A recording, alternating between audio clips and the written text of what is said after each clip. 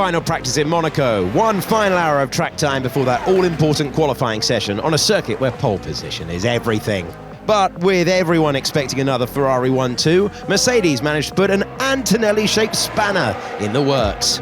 Having been the team to beat so far this season, the Silver Arrows have found it more difficult to dominate on this circuit. Their power surplus not essential around these streets, where downforce is everything. With one more hour to attack the top of the table, George Russell flirted with the barriers at the swimming pool and just about managed to keep it out of the barriers at Anthony Nogue's corner. He's in hot. He's going to pin it on Sainz, I think, on a bit of traffic, maybe dirty air. Antonelli took a lot of curb at the Nouvelle chicane, possibly distracted by the Williams of Carlos Sainz ahead. He hooks the raised curb here, just drops right over the top of it. The Italian later found traffic. He's an idiot, man. Completely in the way. Yeah, copy, saw that.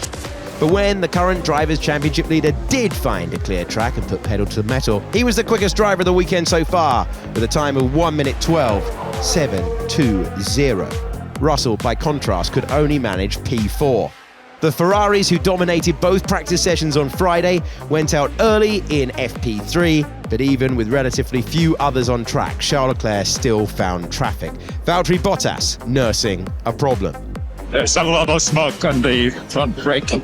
It's burning. Front right, it's getting worse. I'm just trying not to use the brakes. This is maybe a fundamental issue for Cadillac. Perez yesterday, the same thing, getting loads of smoke in from the front right. This is Charles Leclerc coming across Valtteri Bottas, and he would not have known that Valtteri was nursing a problem. Charles finished in P2, some 3/10 back from the lead. Ferrari teammate Lewis Hamilton was P3 and had a relatively instant-free session right up until the end. I got in my way. I did it on purpose. Norris exaggerated into the lot into turn 15, trying to make it look like I'm looking in. Copy. Max Verstappen, who did an excellent job of staying in touch on Friday, P3 in both sessions, was unable to keep that momentum going, finishing P5 for his efforts this time around. Red Bull teammate Isaac Hadjar was P8. The McLaren team had to break curfew last night to fix an electrical problem on Lando Norris's MCL40. The reigning world champion, who won this race 12 months ago, had to bail out early during FP2. Good for his tyre allocation, not so good for honing his lines through Monaco's unforgiving gaps. Of the two papaya drivers, it was Oscar Piastri closest to the leaders. His best lap for P6, almost a second off the top pace. Lando Norris finished P9. Alex Albon had to take his Williams down the escape road at Saint-Devote. And Liam Lawson survived a couple of moments of his own. I got a big moment in the swimming pool. I had no idea what happened, but I just hit a bump and nearly lost the car.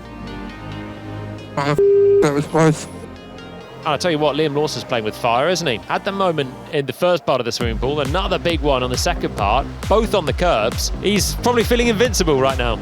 Franco Colapinto, who had a nasty collision with the Armco at Saint-Devote yesterday, went for a spin at the hairpin and went straight back to the pits for a checkup. With so many close calls, something had to give, and it was the unfortunate Oliver Behrman who found the barriers proper at Massenet.